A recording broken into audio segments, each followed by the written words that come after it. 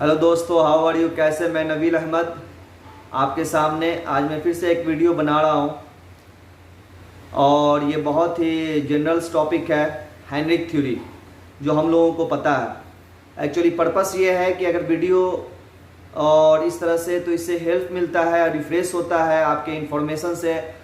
आपका जो भी इंफॉर्मेशन है वो फिर से रिफ्रेश हो जाता है। This really helpful specially for me and for those people who are working in health and safety profession, उनके लिए भी है।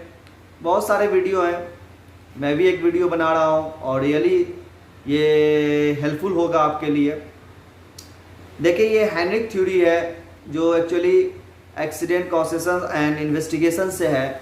एक रूट कॉज है, एक स्टेप है कि हम वहाँ तक अप्रोच है, एक साइंटिफिक अप्रोच है जहाँ हम पहुँच सकते हैं कि उसका एक्चुअल कॉज क्या था।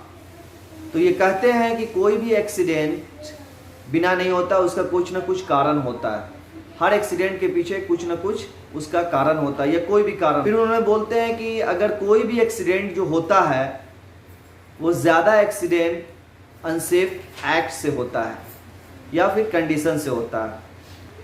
फिर वो बोलते हैं कि अगर उसमें से देखा जाए तो बहुत ही कम ही परसेंट है, जो 1% मान लें तो वो जो एक्सीडेंट होता है वो आपका 2% जो एक्सीडेंट होता है वो आपका कोई अदर भी कॉज हो सकता है, जैसे कि कोई इमरजेंसी आ सकता है, अर्थक्वेक हो सकता है, कोई सडनली मतलब फेलियर हो सकता है आपका।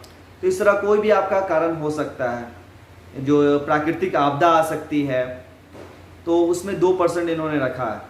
तो इनका ऑब्जेक्टिव था, इनका पर्पस था कि ये बताया जाए, क्योंकि इन्होंने 75,000 ऐसा एक्सीडेंट का डाटा इन्होंने कलेक्ट किया और उस पर रिसर्च किया, जिसमें 63,000 जो है बहुत से इंडस्ट्री से, मैनेजर लोग से, ऑर्गेनाइजेशन से इन्होंने कलेक्ट किया, और जो 12,000 अराउंड उन्होंने क्या किया कि जो इंश्योरेंस एक्सीडेंट था, जो ऑलरेडी रजिस्टर्ड था, जिसका एस्थेटिक था, उन्होंने फिर वहाँ से वो कलेक्ट किया। और सारे को जब उन्होंने स्टडी किया तो ये पता चलता है टोटल 75,000 कि जो एक्सीडेंट होता है उसका कुछ ना कुछ कारण होता है। अगर इसको हम समझते हैं इस तरह से,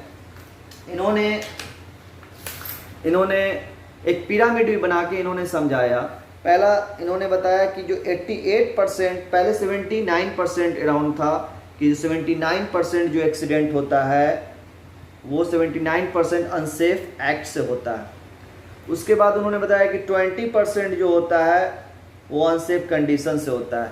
मगर अब ये देख रहे हैं कि अभी जो आंकड़ा है, उस जो रिसर्च है उसके अकॉर्डिंगली जो एक्सीडेंट हो रहा है, जो उसका 88% एक्सीडेंट जो होगा वो अनसेफ एक्ट से होगा।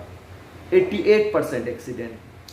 अगर जो भी वर्क प्लेस एक्सीडेंट हो जाता है, जो भी इंडस्ट्रियल एक्सीडेंट होता है, अगर हम इसके बारे में जानते हैं कि अगर इसमें देखें कि 88% अगर ये एक्सीडेंट हो रहा है तो अभी आपको बचा कितना 100 में से, तो 10%।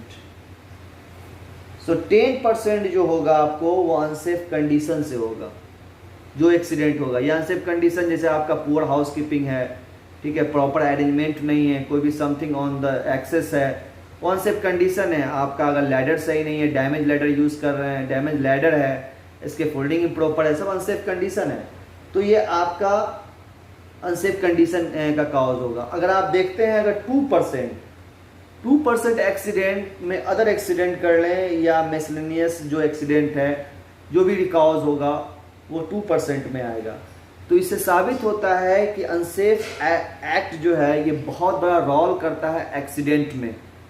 तो हम लोगों को भी एज ए प्रोफेशनल ये चाहिए कि हम लोगों को अनसेफ एक्ट को पहले कंट्रोल करें। अगर हम अनसेफ एक्ट कंट्रोल करते हैं तो डेफिनेटली हमारा एक्सीडेंट रेशियो जो है या एक्सीडेंट जो होने वाला है वो कम हो जाएगा। अगर इसको हम पिरामिड में समझें, इसका पिरामिड इन्होंने बनाया, जिसमें 1 इन्होंने दिखाया कि 1 जो एक्सीडेंट होगा वो मेजर इंजरी होगा, 300 होगा, इसमें 29 होगा, 1 होगा, मतलब टोटल 330 का रेशियो लिया, जिसमें इन्होंने बताया कि 300 जो होगा, जो भी एक्सीडेंट होता है होता रहेगा एक्सीडेंट, ठीक है। तो ज़्यादातर जो एक्सीडेंट 300 होगा वो नियर मिस होगा, या उसमें नियर मिस होगा या नो इंजुरी होगा, उसमें कोई इंजुरी नहीं होगा। और वर्कर क्या करेंगे, एक्सीडेंट तो होता ही नहीं, कुछ होता ही नहीं है। एक्चुअली एक्सीडेंट का वो अलार्म है जो होने वाला है, यहाँ। तो अब 29 जो एक्सीडेंट होगा वो 330 में से हो सकता है कि उसमें से एक्सीडेंट जो है वो माइनर हो, स्क्रैचेस लग जाए, लिटिल बिट फ्रैक्चर हो जाए, या जो भी इस तरह का आपका एक्सीडेंट इस तरह से हो सकता है, या इलनेस हो सकता है, या बेसिक इंजुरी हो सकता है, माइनर इंजुरी हो सकता है आपका 29। उसमें से अगर 1 एक्सीडेंट, अगर फिर उसके बाद अगर 1 होता है तो डेफिनेटली ये एक मेजर एक्सीडेंट होगा और हो सकता है कि फैटेलिटी भी हो जाए। तो मेरे दोस्तों, यहाँ जो 330 का जो रेशियो उन्होंने दिखाया, इससे ये साबित हुआ कि एक्सीडेंट होता है। और एक्सीडेंट जो 330 जो का रेशियो है, उसमें 300 ऐसे एक्सीडेंट होंगे जिसका कोई नथिंग, कुछ भी नहीं होगा भी तो वो माइनर नियर मिस में कहलाएगा।